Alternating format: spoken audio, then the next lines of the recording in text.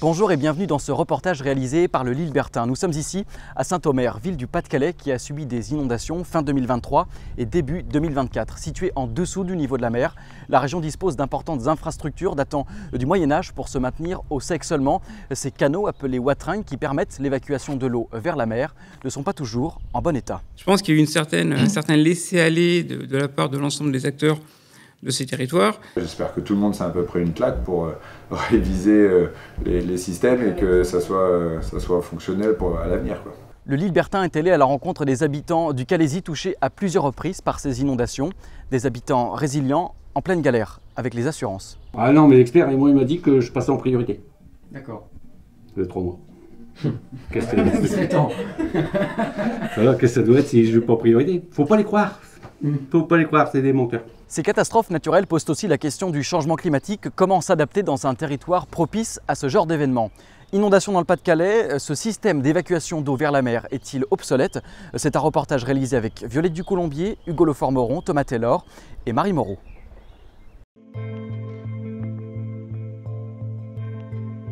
Fin octobre 2023, les habitants du Pas-de-Calais commencent à observer une montée des eaux. Les précipitations sont records, 500 mm de pluie au lieu de 300 pour la période. Les sols sont gorgés d'eau, les rivières sortent de leur lit et les maisons commencent à avoir les pieds dans l'eau.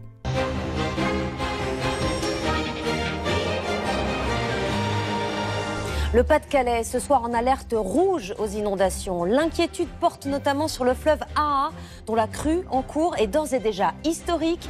Deuxième crue en moins d'une semaine pour les habitants du Pas-de-Calais. En quelques heures, c'est quasi la quantité mensuelle d'eau qui doit tomber sur la région. Les épisodes d'inondations, crues et décrues durent jusqu'à la mi-janvier. Lorsque nous nous rendons sur place, début février, la décrue est terminée, mais les problèmes ne font que continuer pour les habitants. Loïc Darroussin nous attend chez lui, à Thérouanne, près de Saint-Omer. Professeur de PS, il vit ici avec sa femme et ses 3 enfants. La montée des eaux a été progressive, mais Loïc a relevé jusqu'à 43 cm d'eau à certains endroits. Oui, on voit encore là-bas la trace sur les portes. Voilà. Là, c'est la trace. Les briques ont légèrement bu, mais on voit là-bas la trace encore où c'est arrivé.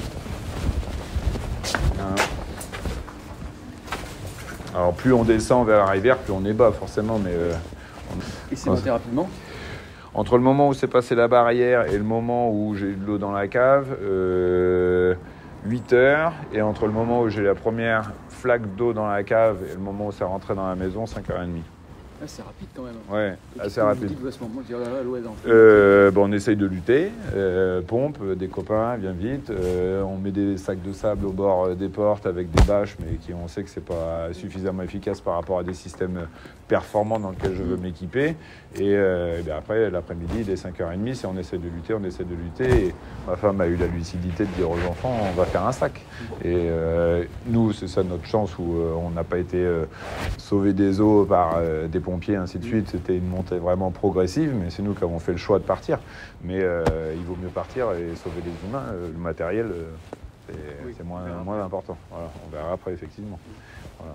La famille Darroussin a acheté la maison quelques semaines avant les inondations. Tombé sous le charme de ce corps de ferme, il ne compte pas quitter la région. Non, c'est pas une erreur pour nous, à nos yeux, d'être venus emménager dans cette maison, quand bien même on a été surpris dans notre aménagement. On s'est pris une claque, 2 claques même, et les travaux qu'on envisageait pour aménager notre maison à notre goût, forcément, doivent se mélanger maintenant à des travaux de comment on peut vivre maintenant avec ce phénomène-là, qui certes est dit par les voisins comme une crue centenaire, mais je sais très bien que voilà, c'est pas dans 100 ans que la prochaine fois ça reviendra. Voilà. Et pour l'avenir justement, vous avez des craintes, vous, de revivre ces événements? Elles sont exprimées par mes enfants. On va voir le ruisseau, papa, il pleut. Je sais, on les prépare, nous, de toute façon, à ce que ça puisse revenir. Parce qu'on sait très bien que le dérèglement climatique fait qu'à l'hiver prochain, et même peut-être avant la fin de cet hiver, avant mars-avril, les terres étant encore gorgées d'eau, ça peut très bien nous revenir aussi sec, 3 jours de pluie, et ça peut très vite remonter. Maintenant que la décrue est terminée, c'est avec les assurances que les problèmes commencent avec quelques craintes.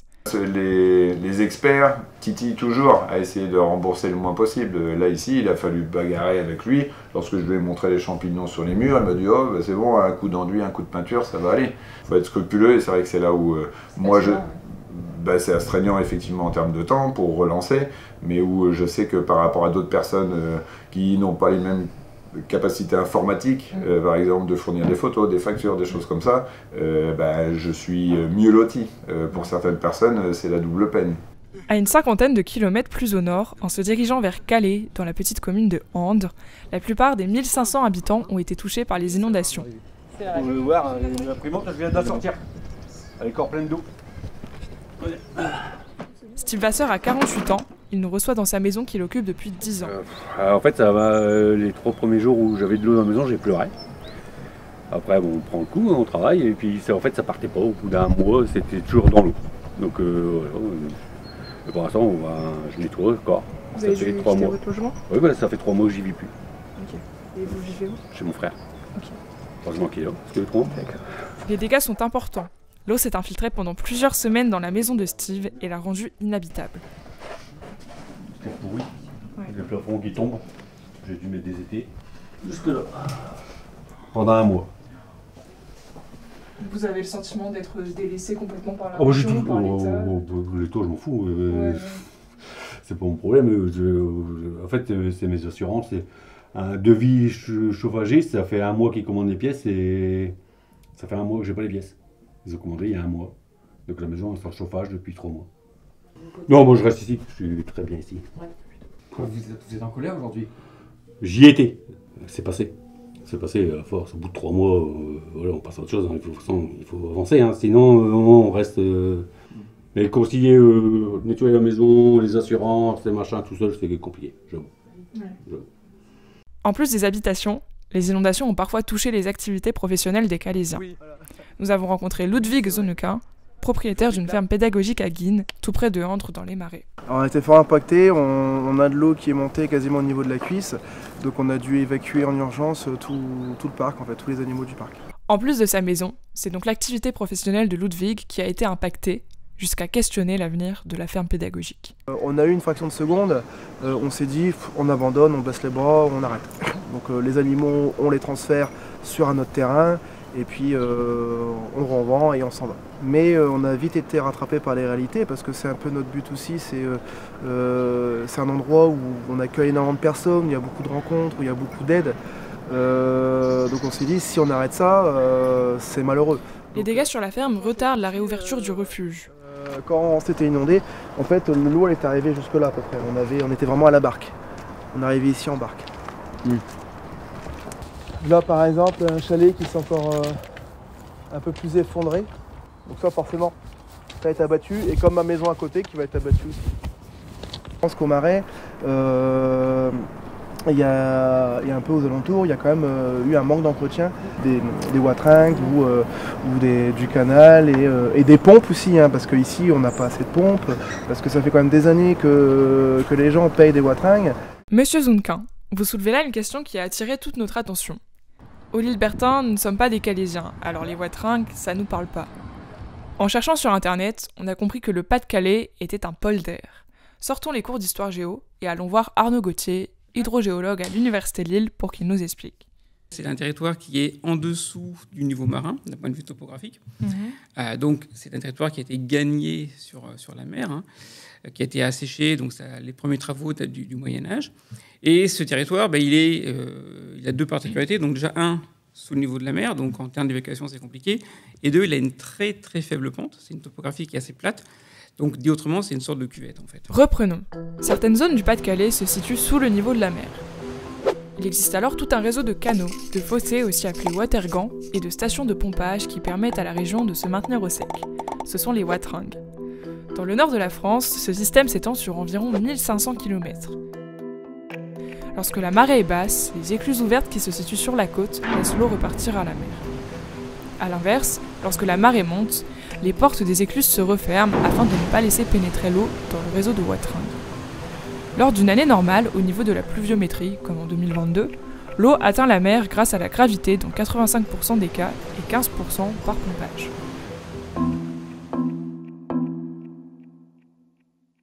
À Andres, il y en a un qui connaît bien le sujet. Alan Turpin est maire de la commune. Pendant les inondations, il crée le collectif Stop aux inondations et organise une réunion publique pendant laquelle la colère des habitants est palpable. Ici, on paye une taxe, parfois 2 pour ces canaux, qui ne suffisent apparemment pas à éviter les inondations. Pour comprendre la situation, Alan Turpin nous a reçus à la mairie. C'était quoi votre rôle dans cette situation de... Alors, mon premier rôle en tant que maire du village, je suis un administré comme tout le monde, donc c'est donner de l'aide à mes administrés. Mais aussi le porte-parole, donc remonter donc, le ras-le-bol de la population qui, au final, pour notre commune, est assujettie donc, aux montées des eaux depuis bien longtemps. Les dernières références, très grandes références, c'est en 2006. Donc une population qui en a ras-le-bol parce qu'il n'y a rien à évoluer. Donc je suis aussi donc, le porte-parole et sans filtre. Sans filtre. Sans filtre. C'est important pour vous? Ah bah clairement, ouais. Ça sert à rien de mentir aux gens. C'est-à-dire que si la population en a marre, j'en ai marre. Parce que je suis donc le reflet de ma population et je ne suis pas là en train de faire du filtre. Parce que si on commence à faire des filtres sur ce qui se passe, on n'arrive pas donc à résoudre les problèmes. Il faut être sincère du début jusqu'à la fin. Un maire sans filtre qui souhaite remonter aux institutions et aux différents acteurs les problématiques liées à ces wateringues. Parce qu'il faut dire que des acteurs, il y en a plein. La structure principale est l'IIW, Institution intercommunale des wateringues. Donc ce sont les institutions intercommunales des wateringues, l'institution intercommunale des wateringues qui gère tout cela, qui a récupéré donc aussi dernièrement la compétence au niveau des grands watergangs qui ramènent l'eau donc vers la mer. Et justement sur le site de l'IIW, c'est écrit: le système des wateringues comprend des fossés canaux qui communiquent entre eux par des ouvrages afin de réguler le niveau des eaux de surface et en cas de besoin de les évacuer vers la mer. Quand on lit ça, on se dit, quand il y a un surplus d'eau simplement, c'est évacué vers la mer. Mais ça ne se passe pas comme ça en réalité. Ouais. De la manière dont vous le dites, c'est très simple. Dans les faits, c'est très compliqué, semblerait-il. Oui. Et pourquoi? C'est quoi le problème aujourd'hui? Il y a un rapport qui est sorti donc en septembre 2023, un rapport de la Chambre régionale des comptes qui a fait un point sur le fonctionnement de l'institution intercommunale des wateringues. Il semblerait donc, pour faire simple, que tout le système n'est pas vraiment entretenu dans sa globalité. Donc s'il n'a pas fonctionné, tout simplement, c'est qu'on a un système vétuste. C'est ce qui est inscrit sur le rapport de la Chambre régionale des comptes. Que ce soit donc en termes d'exutoire, donc au niveau du pompage, les pompes, ça vieillit, ça s'use, voilà. D'ailleurs, l'institution elle-même l'a dit par voie de presse. Et d'ailleurs, il y a une pompe qui a lâché, une pompe immergée qui a lâché en pleine crise. En pleine crise, elle a lâché. Ils ont dû faire appel donc à des privés pour amener une pompe pour pouvoir la compenser, parce qu'ils n'avaient même pas de pièces de rechange, ils n'avaient pas une pompe de rechange, alors que c'est leur cœur de métier d'évacuer l'eau vers la mer. On a eu accès à ce rapport de la Chambre régionale des comptes. Il date d'avril 2023. La Chambre fait 3 recommandations à l'institution intercommunale des wateringues, dont la nécessité de formaliser un plan pluriannuel de gros entretien des ouvrages. Il est aussi écrit qu'il n'existe pas de plan pluriannuel de restauration et d'entretien des cours d'eau défini à l'échelle du territoire des wateringues. L'IIW est invité à initier une telle démarche. Nous avons posé la question de l'entretien des wateringues à Arnaud Gauthier, hydrogéologue à l'Université de Lille. Je pense qu'il y a eu un certain laisser-aller de la part de l'ensemble des acteurs de ces territoires, en se disant que l'entretien, effectivement, c'est un coût, c'est du temps mobilisé, c'est compliqué. Donc il faudrait aussi, là, à ce niveau-là, que l'ensemble des institutions qui gèrent ce système de watergang mettent en place un vrai système non pas de curage, mais d'entretien de ces canaux, de manière annuelle et biannuelle et sur une période extrêmement longue, pour éviter effectivement ces phénomènes d'engorgement tels qu'on a pu les connaître. Le rapport nous apprend autre chose. Dans les statuts de l'institution intercommunale des wateringues, il existe un conseil consultatif composé de différents acteurs. L'État, représenté par les départements, la préfecture, les intercommunalités, les voies navigables de France, qui sont chargées de l'entretien de certains canaux, mais aussi les sections de wateringues ou encore le port de Dunkerque, qui gère les exutoires de Dunkerque. D'après le rapport, ce conseil consultatif ne se réunit pas. La coordination entre les acteurs doit être confortée. Celle-ci pourrait se faire au sein du conseil consultatif des wateringues cité dans les statuts de l'IIW. Or, cette instance qui associe les acteurs concernés ne se réunit pas. Cela ne permet donc pas d'évoquer les situations de défaut d'entretien des fossés. D'ailleurs, Alan Turpin, maire de Andres, nous a confié ne pas avoir de relation avec cette institution.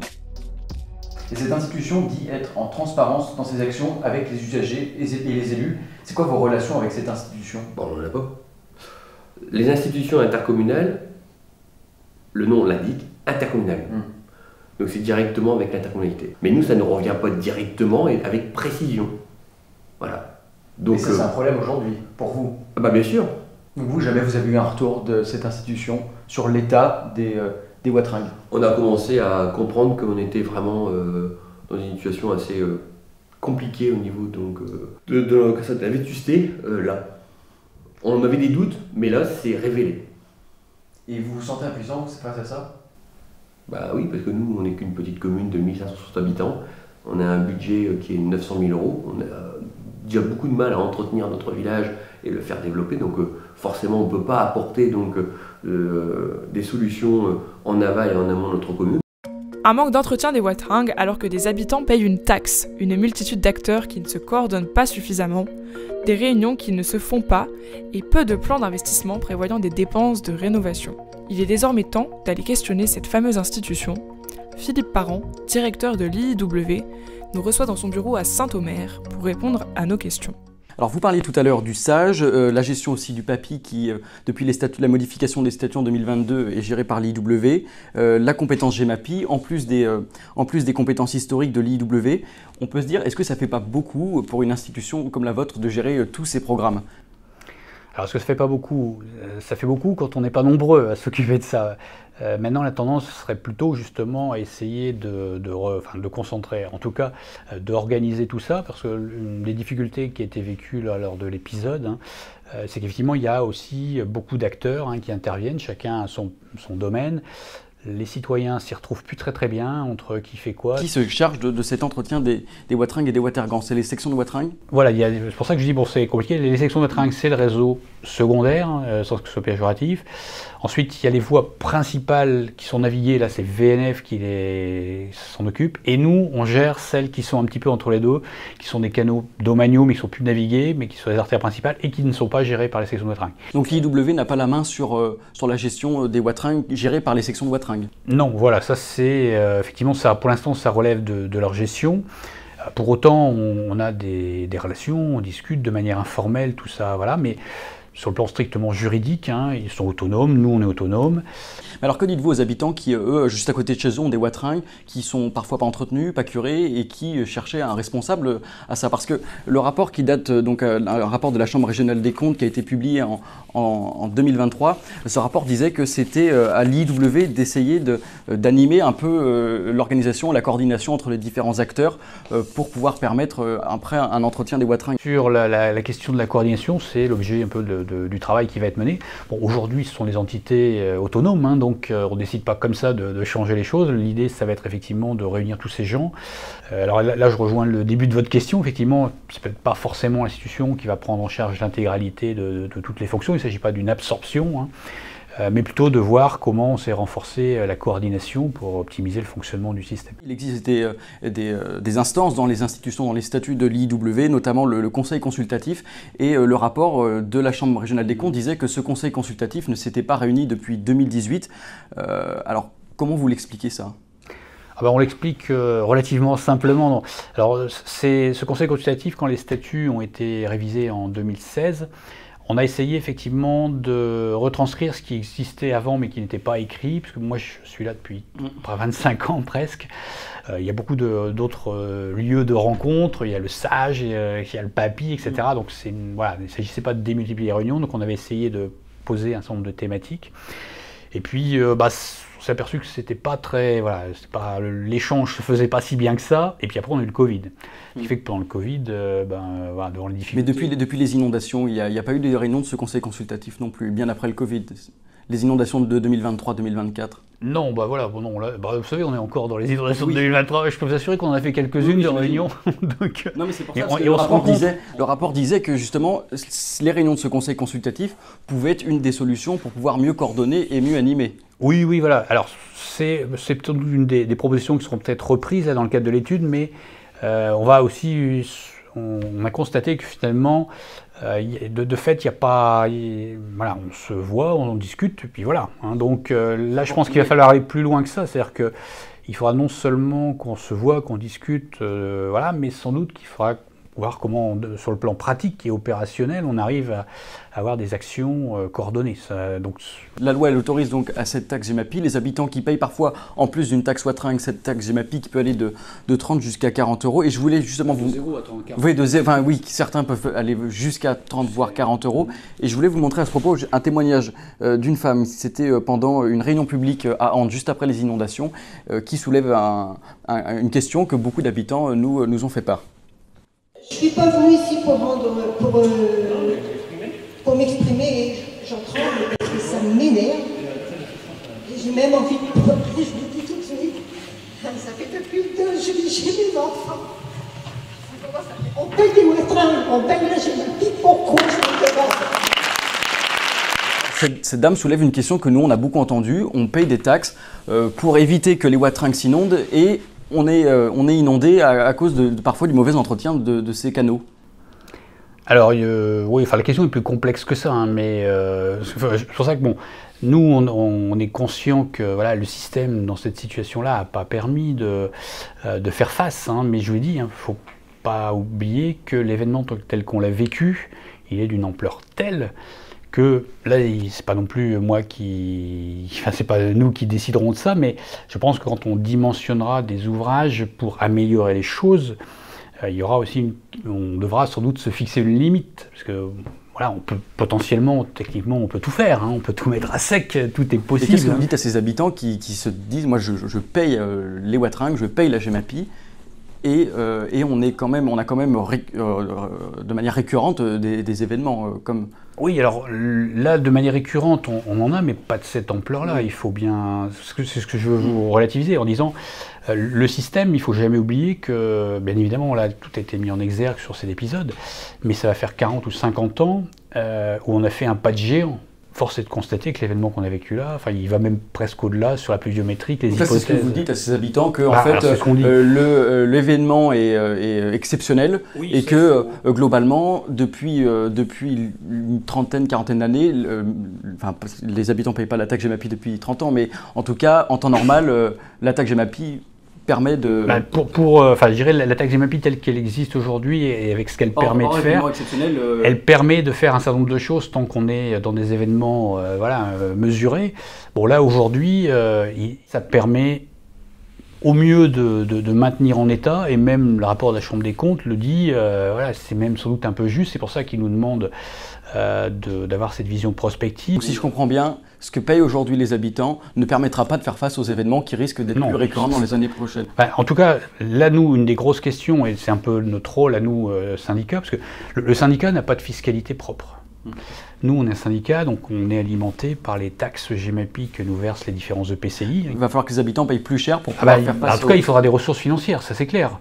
Face aux défis climatiques, l'institution intercommunale des Watringues doit adapter ses infrastructures. Effectivement, la tendance, c'est qu'effectivement, il y aura des difficultés plus importantes en matière de risque, submersion, inondation. Il y a des impacts directs sur les quantités de pompage. On sait qu'au lieu de... ça doit être 40 à 70% de pompage en plus. Bon, ça, c'est des coûts de maintenance, des coûts d'énergie supplémentaires. Bon, ça, je dirais, ça a un coût, mais par rapport aux enjeux du territoire, je pense qu'il n'y a pas photo. Je dirais, une des questions qui pouvait se poser aussi, c'était de dire, est-ce que c'est pas protégeable et il faut tous partir. Oui, bien au-delà des questions de moyens et de Watringues, il y a cette question de société, de savoir si, est-ce que dans 50, 100 ans, on pourra encore vivre dans le Calaisis. Là, aujourd'hui, des éléments qu'on en retire, il y a bien évidemment, la situation se tend, mais... Après, elle paraît en tout cas gérable, moyennant les adaptations nécessaires. Par rapport à tout ça, effectivement, une des premières questions qui va se poser, mais là, pour le territoire, parce que c'est nous, institutions, qui avons porté ce travail-là, mais ça dépasse très, très, très largement le champ d'intervention de l'institution. Nous, on a des compétences sur la gestion hydraulique, mais là, c'est l'aménagement, le devenir du territoire dont on parle. Merci beaucoup, Philippe Parent. Voilà. Une mission gouvernementale devrait rendre prochainement son rapport sur les Watringues pour passer en revue les réformes et investissements à faire. Les spécificités du Pas-de-Calais rendent le département plus vulnérable au changement climatique. Les habitants veulent rester et sont prêts à s'adapter. Nous aurions aimé en discuter avec le ministre de l'écologie, Christophe Béchu. C'était en bonne voie pour obtenir une interview, mais il avait sûrement mieux à faire. Oui, bonjour madame. Pour un reportage sur les inondations, ça fait plusieurs mois que je suis en relation avec le service presse de monsieur Béchu pour une interview. Oui, Noé. Oui, c'est ça. Je vais dire que vous nous avez relancé. Ah super, je vous remercie. Voilà, je prends le dernier, celui du 12 mars où déjà vous nous aviez relancé. Oui. Et je vais adresser ça au nouveau conseiller. D'accord, très bien. Je vous remercie. Okay. Bonne journée. Au revoir. Bonne journée, au revoir.